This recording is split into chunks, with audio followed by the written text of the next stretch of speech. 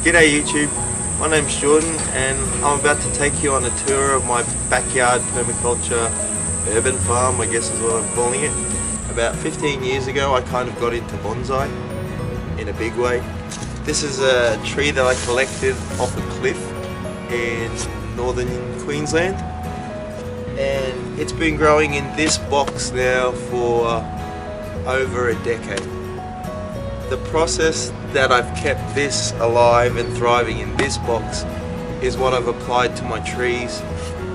Because I live in a smaller urban backyard, I can't, if I planted them in the ground, I couldn't grow as much variety or as many trees as what I do. I'm also a chef, so I'm kind of obsessed with edibles as well. So scattered throughout the garden I've got a lot of perennial.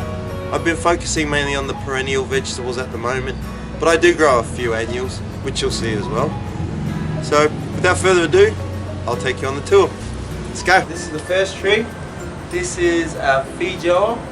It's just finished flowering. It's got some baby fruits on it. It is nearly 3 years old. So if you look there, you'll see the baby buds starting to form. Interesting thing about this tree is you can eat the flower petals as well. They're sweet, they taste like, I don't know, a lolly. It's easy to look after. I just water it, feed it probably once a month. I live in the subtropics, so almost anything can grow here. I'm a chef, so I get a lot of veggie scraps. I have access to a lot of veggie scraps at work. When we get pineapples in, like these ones, I just save the tops and bring them home. You rip off the leaves off the bottom and expose a little bit of it's a stem pretty much, and that's where the roots will come out. You dry them out for about 3 days and then plant them in a soil or a pot, in the ground or in a pot, and in 18 months you get pineapples. These are about a year off, so they're ready to go in the ground pretty much. I intend to get some land this year, hopefully the more the better. And all of my trees are in pots. I'm treating them like big bonsais so that I can take them to the property when I get it. Most of my trees are 3 years. The oldest is 7, but there's only one that old. Most of them are about 3 years old. This is an Indian fig or a prickly pear. It's been in a pot now for about 2 years. Hopefully it'll start fruiting in about a month or 2. This is my collection of dragon fruits. All of these are just cuttings I've taken in the last 6 months. Interesting thing about this plant is they're one of the easiest to propagate. You just break it, make sure you get it at the node, let it dry out like the pineapple 3 days, and then just literally stick it in the ground. And that's it. They're all different varieties. That's a yellow one, a pink one, a white one, but that's a red one, and that's a white one. The biggest ones are about 3 years old, and like I said, these are 6 months. But I get fruit from those too. That's how I've taken all of these, just cuttings in my travels that I've seen. People really don't mind, because look at them. It's not going to hurt the plant at all. They all taste different, but the closest I could say is like a kiwi fruit, but not as tangy, not as zesty, and depending on the variety, really sweet, really refreshing, and they really look good. In terms of a chef's perspective, like on a fruit platter they look impressive, and they taste good, and they're a prolific fruiter too. I find in where I am, I think most people find, I don't get the pollinators, so I've got to hand pollinate. It's hard because I think pollinators are few and far between nowadays.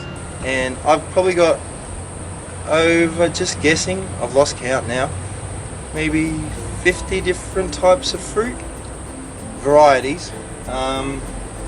And we always want what we can't have, so I have a lot of trees that shouldn't be growing in the subtropics, but I've had pretty good luck. Apparently this is for cooler climates, but here in Brisbane she's doing alright for me.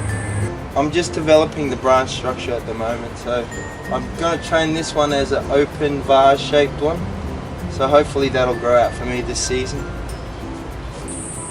Like I said, all my trees are in containers, and this is a 3-year-old white nectarine in a pot, and it's taller than me, and it just finished fruiting. If the fruit flies didn't hit it, I probably would have got 2.5, maybe 3 kilos of fruit off the tree, but because of the fruit flies I only got about a kilo. But I ate some of the bad fruit. Alright, these are 2 different types of blueberry, and I live in the subtropics, and these I got a decent crop, but they're only small.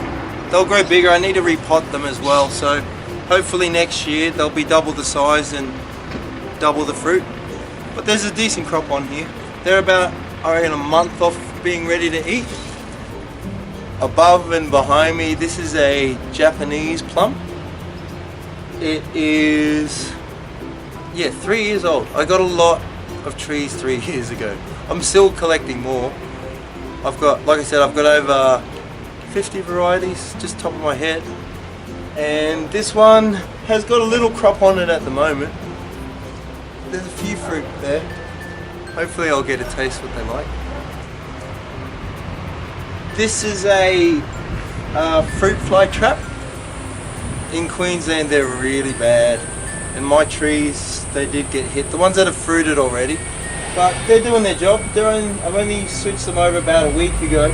I'm not sure if you can see, but there is a lot of fruit flies in there. There's this weird story behind this tree. People in Australia will know Gardening Australia, Jerry Colby Williams. He told me I couldn't grow this tree in Brisbane, so I was determined to grow it. And it's a green gauge plum. It's from France. Well, it was bred in France, but if all the legends are true, this is the sweetest plum that you can find. And well, I think from what I know, technically it's not a plum, it's a gauge, which is a subspecies of plum. I've got about 10 fruit on the tree at the moment, so I'm hanging out for these to ripen. This is Camellia sinensis, aka tea. All tea comes from the one plant: black, oolong, sencha, hajicha, matcha, all of it. And this is mine. It's about little over 2 years old. To make tea, you take the tips here, and depending how you process it, you get the different type of tea. Apple and a variety. It should be nearly fruited, but with this tree, if you look closely there, that's what fruit fly does. It lays its eggs inside the fruit, and then a little maggot goes through and eats it. So these aren't good anyway. I actually should take them off, which I probably will. Whoops. Oh, I did a wrong thing then. What I just did then was broke the branch instead of the fruit. That's a fruit spur, which is with most fruits, most cold climate fruit is what you want to be pruning for, is these little guys here, which is a spur. That's actually a persimmon root cutting. I've got a big one in my next door neighbour's yard, and I wanted to get some cuttings of it so I could graft onto it. So if you look there, they're just 2 root cuttings that I took, and they're doing well. They're about 2 years old. This is my brown turkey fig. They actually like to be grown in a pot because they like their roots restricted.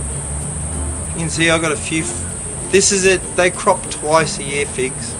The first crop's the smaller one. The second one, which they call the braver, that's your big crop. This is my oldest tree. I've heard it pronounced too many different ways, so I'll just say it the way I know. Djibouti Karma.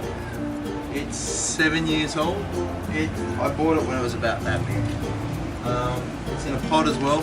All of my trees are in a pot. And it fruits 3 times a year actually. It's a prolific fruiter.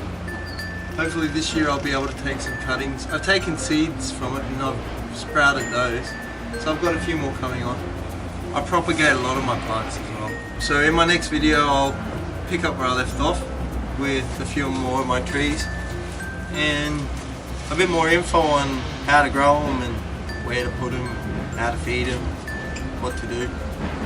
But other than that, I'll have to say adios amigo.